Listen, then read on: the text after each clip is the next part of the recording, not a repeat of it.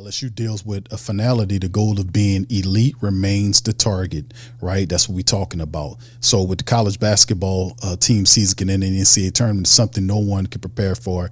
In the case of LSU women basketball team, Friday night in its 87-85 loss to Duke in the NCAA Sacramento 2 regional semifinals, the Tigers made a frenzied comeback from an 83-73 down with 5:11 remaining to take an 85-84 lead as Mikaylah Williams clutch free throws with just over 9 seconds left, only to have the season snuffed out by Ashlyn Jackson making a round the rim three-pointer from the right as time expired. Jackson's shot could have spun out easily, but it didn't. The result for LSU, a sour, not sweet 16 indeed. The stunned look on the Tigers' faces, especially that of senior guard Flaujae Johnson, told the entire story. LSU was done after its second shortest NCAA tournament run in the 5 victory flush seasons under Kim Mulkey. It was a while, Mulkey said, to get over it. True enough, it's going to take a while. True enough, it's over though. So what we do, what do we make of this 29-6 season? In one respect, it was a remarkable season filled with some breathtaking moments.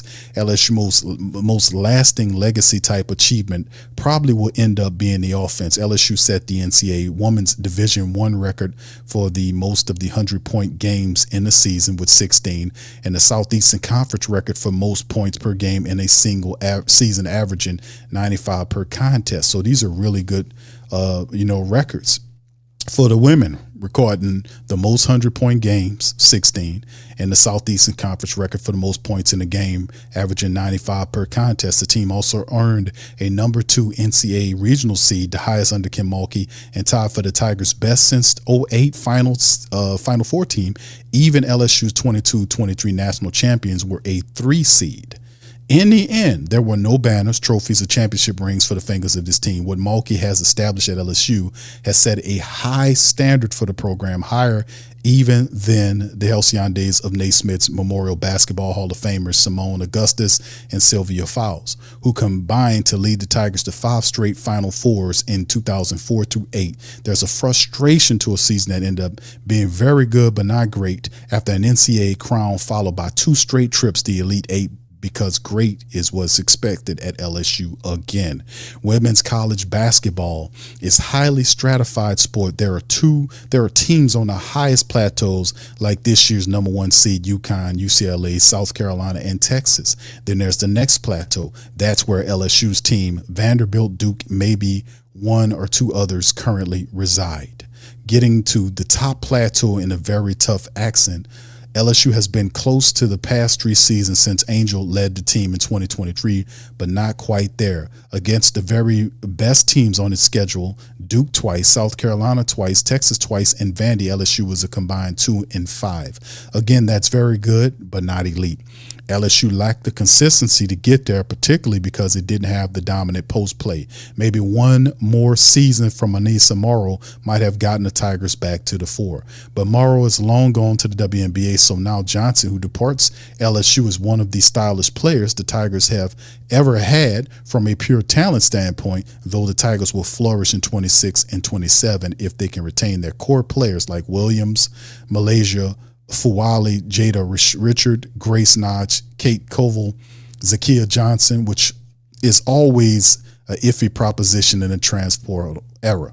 The Tigers will all be a year older and have more consistency. Experience counts for an awful lot in college, though LSU could certainly benefit from adding another big with some bite in the portal. As for Mulkey, well, the season may end, but never the story. She has been the subject of recent unsubstantiated internet rumors that she's on the verge of retirement, rumors that came up in Friday's post-game news conference. Mulkey will be 64 before the next season tip-off, so in such things are to be expected. Irresponsible they are, but she is vehemently shot down them on Friday. I have no clue where that stuff comes from. I never heard ever told anybody that Mulkey is unquestioned closer to the end of her head coaching career than the beginning, just as unquestionably the fire clearly still burns. One imagines a season ending in the Sweet 16, just her fourth in the past 16 seasons between LSU and Baylor, not counting the pandemic of 2019-20 that didn't at least end in the Elite Eight, will stoke the fire even more. So Mulkey spoke about building a mature program this season. It's a program that won its NCAA title ahead of its time. Becoming the elite of the elite remains the goal for LSU. So there you go. Shout out to the women. So it was a tough battle. And like I said, if they had gotten blown out, that's a different thing. But they lost to Duke on a last minute three that just kind of swirled around and went down in heartbreaking fashion. Now, they could have done some more stuff during the game, not turn the ball over as well, had a few more stops. But the bottom line is LSU is still a very good program under Kim Mulkey. She's a firebrand. She's a spark plug. I don't see her leaving anytime soon. She still has unfinished business. If LSU wins the championship, then perhaps they could say, okay, I've done that, and it's time for me to step away. But I think Kim Mulkey still has that feel that, hey man, I got a lot left to give. We got a strong team coming. I'm gonna hit this portal. I'm gonna recruit hard and put some help together. I'm pretty sure she's gonna find some bigs in the portal, and she's gonna recruit like hell to improve this team. And like I said, LSU right now with Will Wade coming in, Lane Kiffin coming in, Kim Mulkey, this is going to stoke a fire in the LSU family that will this is a lot of golden era stuff is about to happen. We got a great baseball program.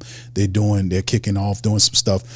So it's going to be interesting, to say the least, for LSU sports in the next several years. Very interesting. We know that football is king in LSU County, but the reality is when LSU football starts dominating, you're going to see Kim Mulkey's already doing great things. You're going to see the basketball program under Will Wade, and gymnastics, everything that we do is going to be on a whole nother level. So I'm very excited about that moving forward. So anyway, that's all I got for you guys on Tough Tiger Talk tonight. Listen, I appreciate each and every last one of you for chiming in on this episode of Tough Tiger Talk. Please do me a service by hitting the like button, hitting the subscribe button, and by all means feel free to share the show on social media feed. I am Big Q, the host of Tough Tiger Talk. Man, if y'all want to hear more shows and this is your first time listening to Tough Tiger Talk, hit that like button, hit the sub button and the notification bell to get more reports. We're going to stay on these spring reports